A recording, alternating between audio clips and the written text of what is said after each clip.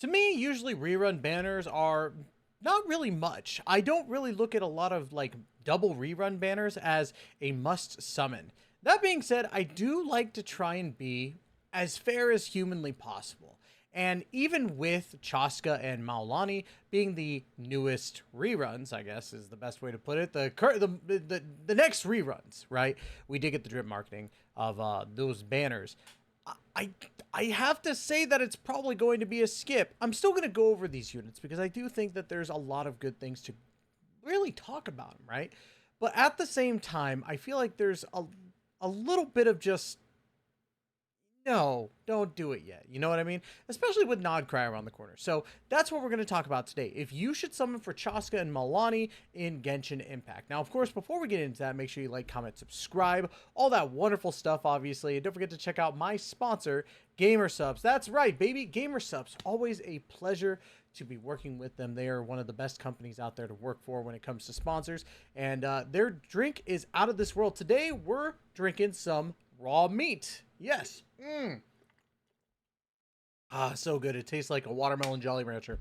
But the good thing about Gamersubs is literally the release of this video. When this video releases in about 7 hours will be the new set of V-Card TCG. And I got to tell you, I'm very, very excited because this set looks absolutely insane. And if you haven't checked out anything about it yet, I highly recommend you check out Twitter, go to V-Card. Obviously, fantastic. And I also have a feeling that you should be checking out a certain VTuber known as Tyneko VT.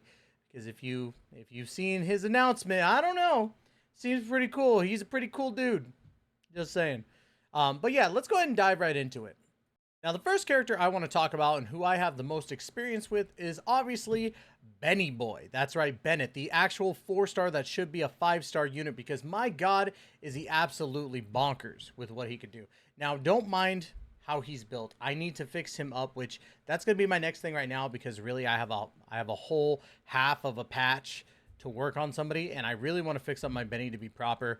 Right now, I'm rocking with him. I don't know why the flute's on there. I think I switched it off for another character for the time being.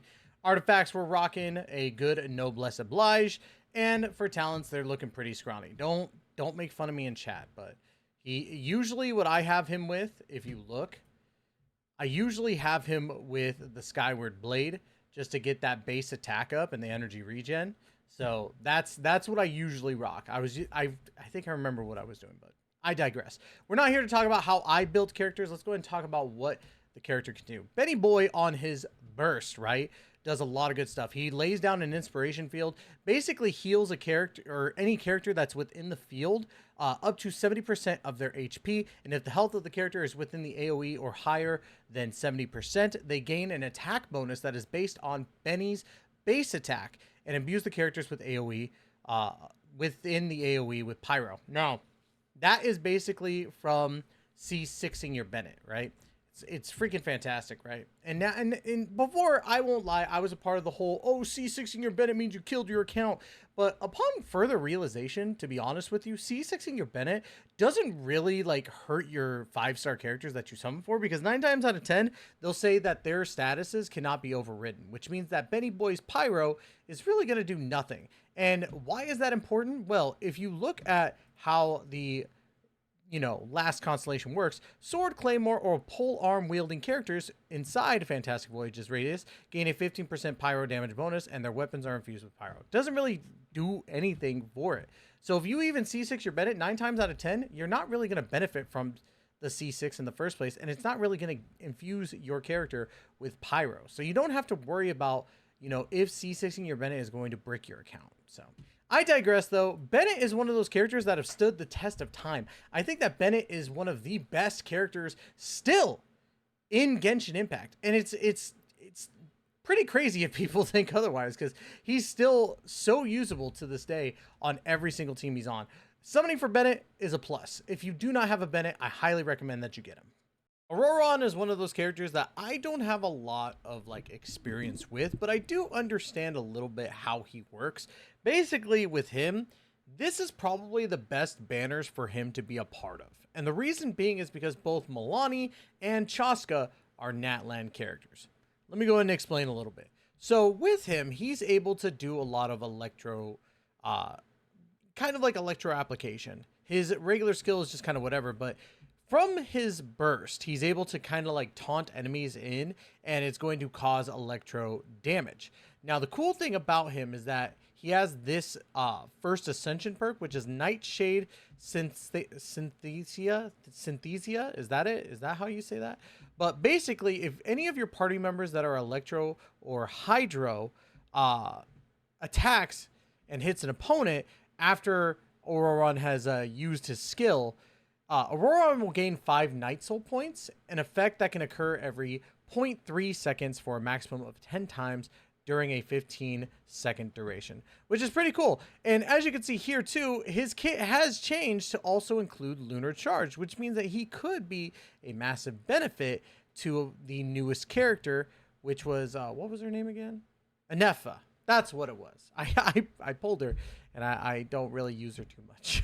So, but yes, he does work as well with Lunar Charge type characters. So that's pretty cool. And then, of course, he's got a second passive. But honestly, I think he's kind of getting the benefit from this. And it works well with Chaska and Mualani, because Chaska, if you have a Hydro character in your party, will actually do Hydro damage. So if you're running like a Kokomi at the end for healing or something like that, you can basically do that. I think that the best course might be, well, I don't know. I haven't tried a Chaska with with Zing Show and freaking why am I blanking on her name? I know, bro, I'm gonna lose it. There we go, Yelan. That's what that's who I was trying to say.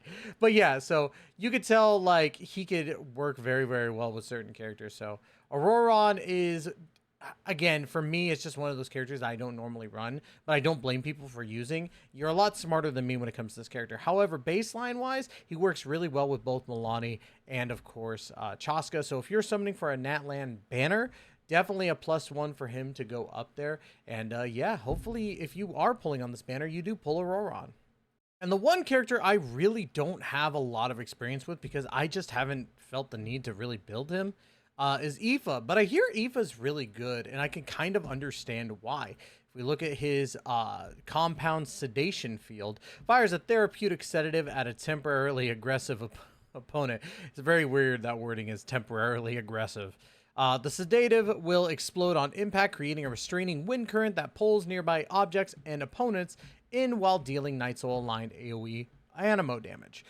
When the therapeutic sedative hits an opponent affected by Hydro, Pyro, Cryo, or Electro, it'll apply the sedation mark, which the sedation mark is, this effect will explode after a short delay and disappear, dealing AoE damage aligned with the corresponding element. So pretty cool stuff in that regard. But the one thing I do really want to talk about is this, because again, it really pertains to the Electro Charge and Lunar Charge stuff, as we were talking about before.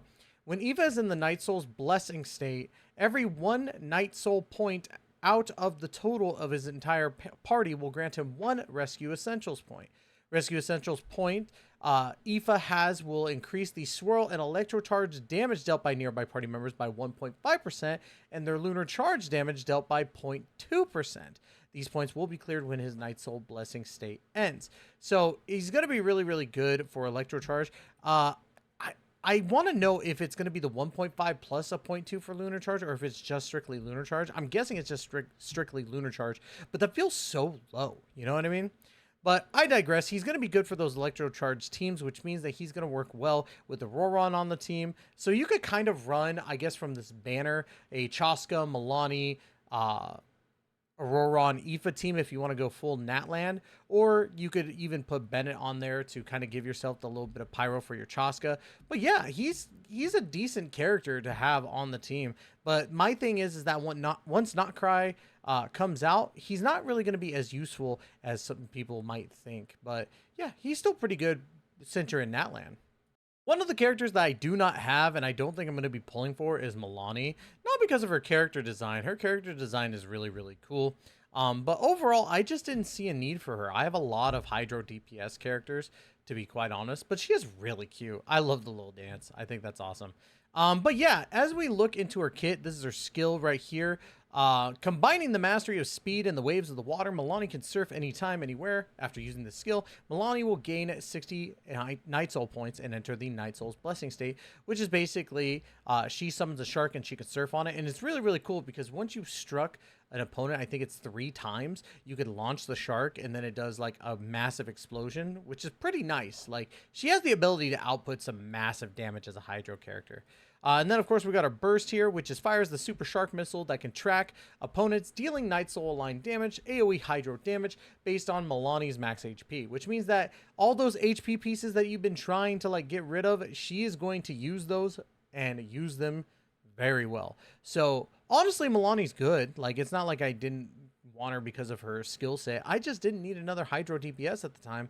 Because honestly, I have Neuvillette, and Neuvillette is still, in my opinion, the best of the Hydro DPS. Is not literally restricted in regards to the Night Soul's Blessing thing, which I don't think Mualani is as restricted as some other characters are with it. She still outputs a lot of damage outside of Natlan. But at the same time, I feel like Neuvillette just doesn't have that much restriction when you build him. So for me, I'm looking at this from the perspective of who's going to be the best Hydro damage dealer for you. It's going to be Neuvillette. So I would say skip. And that's only, like I said, because Neuvillette is just that dang good and that much more worth your primos. And then a character that I've used very frequently, actually, I really enjoy Chaska. One, she's incredibly hot. Like, God, you cannot sit here and tell me that running around with her when you see that is not an amazing thing. I really don't care how people look at me. I'm a gooner. Chaska is hot, dude. You cannot sit here and tell me she's not hot. Jesus. But I digress. With Chaska here, Chaska is actually pretty good in regards to her skill. Her skill, when held down, she's able to actually like absorb your party's like elemental power. So she's going to be able to fire like bullets that can be pyro, hydro, cryo, and electro, which are very, very fun to do. Like, the amount of damage that you could do with a good solid team is just so much fun. I love using her. And then her burst is pretty much just a big boom. 5 big booms, if you know what I mean.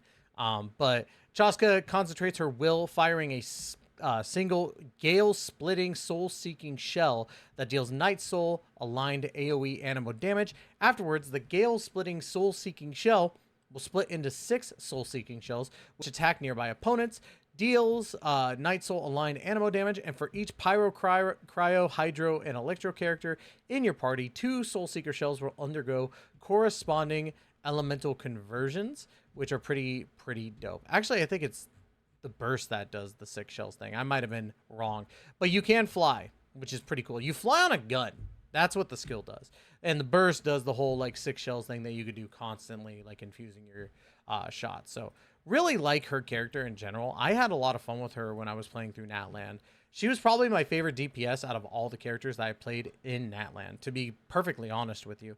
So I like that. I like her fighting style in general. So for me, I'll always give her a thumbs up. I think that she's a fun animo DPS character, especially when you look at the differences between her and Scaramouche here and Zhao. I look at Chaska as just a fun character, while I feel like Scaramouche and Zhao are just kind of bland and boring, personally. I do like Scaramouche's ability to float, and the transformation state with the HP depletion is cool, but like Chaska firing a gun while surfing on it is absolutely freaking awesome. Most America thing that you could absolutely do with these characters. So for me, I've already got like every character except for Mualani. And honestly, I don't see a point in summoning on these banners myself. And I'm going to tell you straight up, as a person who is always preaching the most bang for your buck, don't be summoning on these banners yet. We don't know what Noctry has in store for us right out the gate. Well, we do, actually. It's going to be Lauma first, which Lauma looks absolutely insane as a Dendro character.